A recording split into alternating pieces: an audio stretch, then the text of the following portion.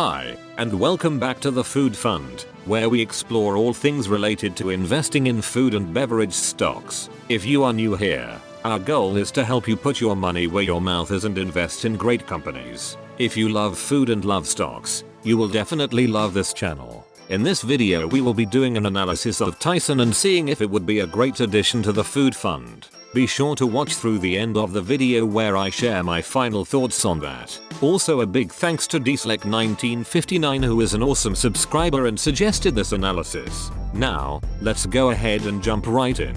Cue that awesome logo.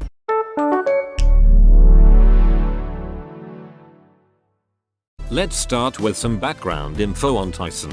Tyson Foods was founded in 1935 by John W. Tyson in Springdale, Arkansas. The company started out as a small poultry processing plant, but quickly grew into a major player in the meat industry. Today, Tyson Foods is the world's largest poultry producer and the second largest beef producer with over 130,000 employees and more than 100 processing plants. Now, let's take a look at the price action.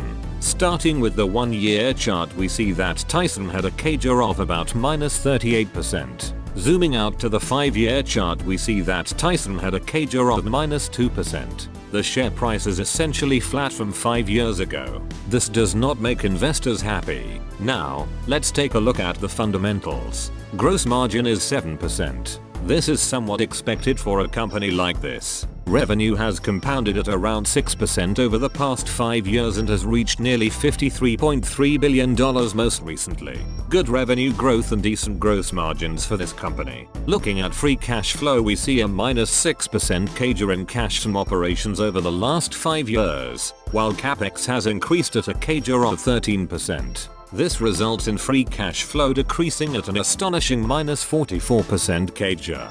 Essentially, less money is available for capital expenditures while capital expenditures are becoming more and more expensive. And what are they spending their massive capex on? This is a red flag. Weighted average shares outstanding have been decreasing at about a -1% CAGR, going from 369 million shares in 2018 to 356 million shares most recently. Tyson is slowly buying back shares. However, given their shrinking free cash flow, future share buybacks may be at risk. Now let's view return on invested capital. Return on invested capital has decreased from 13.4% in 2018 to 2.8% in 2023. This highlights worsening inefficiencies of the business. Another favorite metric is cash conversion cycle, a measure of operational efficiency regarding supplier and payer leverage as well as inventory control. Going from 33 days in 2018 to 39 days most recently, Tyson has gotten comparatively less efficient managing inventory. This again fits the narrative of worsening free cash flow and falling return on invested capital. Last, let's explore Tyson's debt. The net debt to EBITDA is 2.5 and is slightly up from 2.3 in 2018. This is neither a good nor bad finding, but given the high interest rates, I think Tyson may find it advisable to start paying debt to prevent refinancing at much higher rates in the near future. The fundamentals of Tyson are not good, which is probably why the share price has fallen so much recently. In any event, should it be added to the portfolio? Before sharing my final thoughts on that, please click the like button and let YouTube know that you like the content. Subscribe and click the notification bell to make sure you catch the latest videos. Your continued support means so much to the Food Fund. Now, let's get into my final thoughts. Okay, let's go to the spreadsheet and write out some key values for Tyson. It is a food company with a gross margin of 7%. The 5-year revenue per share CAGR is 7% and the 5-year free cash flow per share CAGR is -45%. A return on invested capital of 3% is pretty low and continues its trend of falling.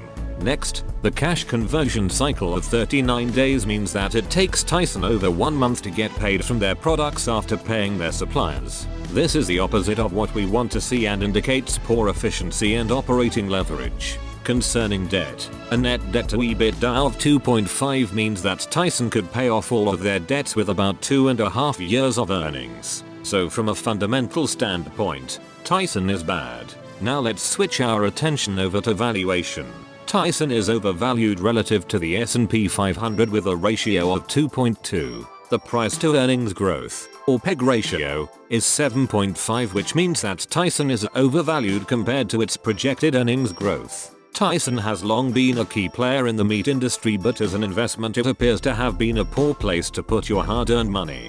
Despite decent revenue growth, share buybacks and manageable debt, the company is getting slaughtered by the rising cost of goods sold. If we look at a trailing 12-month chart of revenue, cost of goods sold, gross profit, and selling and general expense, we see that cost of goods sold are increasing at nearly twice the rate of revenue. This results in gross profit falling over time.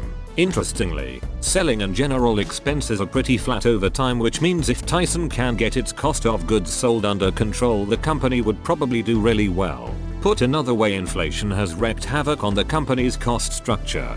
Given these fundamental issues and its high valuation, Tyson is a pass for now and will not be going on the watch list. Many thanks for watching. What do you think about Tyson and its rising cost of goods sold? Please share your thoughts below. It is always great to hear from you. Please check out some more videos right now and don't forget to put your money where your mouth is.